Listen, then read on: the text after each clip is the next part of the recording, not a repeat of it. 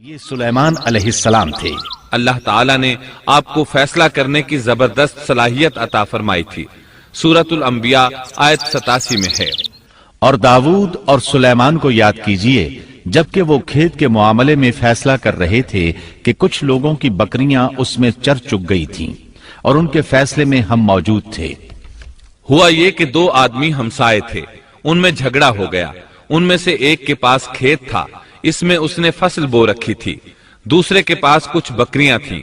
بکریوں کا چرواہا رات کے وقت دیوار والے دروازے کو بند کر دیتا تھا تاکہ بکریاں نکل کر فصل کو نقصان نہ پہنچائیں۔ ایک دن وہ دروازہ بند کرنا بھول گیا۔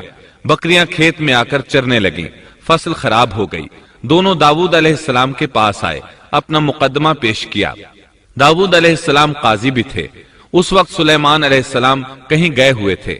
داؤد علیہ السلام مقدمہ سن کر کہنے لگے، یہ بکریوں والے کی سستی کا نتیجہ ہے۔ اس کا حل یہی ہے کہ وہ تیری بکریاں اپنی تحویل میں لے لے۔ دونوں فریق باہر نکلے تو سلیمان علیہ السلام سے ملاقات ہوئی۔ انہوں نے تفصیل سن کر فرمایا، میرے ساتھ آؤ۔ وہ انہیں داؤد علیہ السلام کے پاس لے آئے اور بولے، اس مقدمے کا اس سے بہتر فیصلہ یہ ہے کہ یہ بکریاں زمین والے کو دے دیں اور زمین بکریوں والے کو۔ جب بکریوں والا زمین کو پہلی حالت میں اگا دے گا تو آپ دونوں کی چیزیں انہیں لوٹا دیں۔ اس دوران کھیتی کا مالک بکریوں کے دودھ سے فائدہ حاصل کرتا رہے گا۔ یہ فیصلہ زیادہ بہتر ہے۔ اس سے بکریوں والا اپنی بکریوں سے بالکل محروم نہ ہوا اور کھیتی والے کا نقصان پورا ہو گیا۔ یہ فیصلہ آپ کو اللہ تعالیٰ نے سمجھایا تھا۔ اللہ تعالیٰ سورۃ الانبیاء آیت 89 میں فرماتے ہیں، ہم نے اس کا صحیح فیصلہ سلیمان کو سمجھا دیا، ہاں ہر ایک کو ہم نے علم و حکمت سے نوازا تھا۔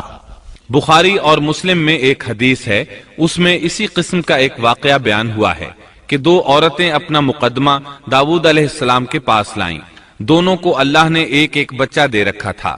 ایک بھیڑیے نے حملہ کر کے بڑی عمر والی کا بچہ چیر پھاڑ ڈالا۔ عورت چالاک تھی، اس نے چھوٹی عمر والی کا بچہ چھین لیا کہ یہ میرا بچہ ہے۔ داؤد علیہ السلام نے دیکھا بچہ بڑی عورت کے پاس ہے تو اس کے حق میں فیصلہ دے دیا۔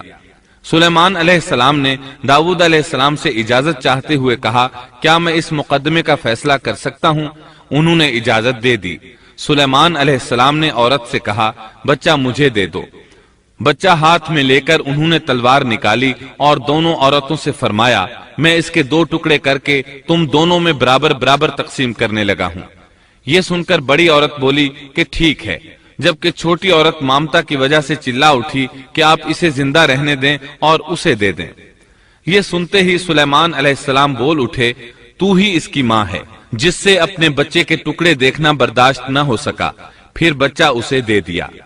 سلیمان علیہ السلام کا ایک تیسرا واقعہ قرآن میں یوں ہے، سورۃ النمل آیت 17 اور 18 میں ہے، اور سلیمان کے سامنے ان کے تمام لشکر جنات، انسان اور پرندوں میں سے جمع کیے گئے، ہر قسم الگ الگ کھڑی کر دی گئی۔